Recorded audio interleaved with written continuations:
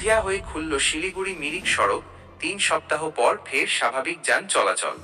দীর্ঘ 3 সপ্তাহের বিচ্ছিন্নতা কাটিয়ে অবশেষে খুলে গেল শিলিগুড়ি মিরিক সংযোগকারী 12 নম্বর রাজ্য সড়ক। পূর্ত দপ্তর সূত্রে খবর, সোমবার থেকে এই পথে সরকারিভাবে যান চলাচল শুরু হবে। রবিবার থেকেই নবনির্মিত হিউম পাইপ ব্রিজের উপর দিয়ে পরীক্ষামূলকভাবে হালকা যানবাহন পারাপার শুরু হয়েছে। গত 4 অক্টোবরের ভারী বর্ষণে বালাসন নদীর জলে দুধিয়ার পুরনো সেতুটি ভেঙে যাওয়ায় শিলিগুড়ি মিরিক যোগাযোগ সম্পূর্ণ বিচ্ছিন্ন হয়ে পড়েছিল। মুখ্যমন্ত্রী মমতা বন্দ্যোপাধ্যায়ের নির্দেশে পূর্ত দপ্তর দ্রুত 60টি হিউম পাইপ বসিয়ে একটি অস্থায়ী রাস্তা তৈরি করে।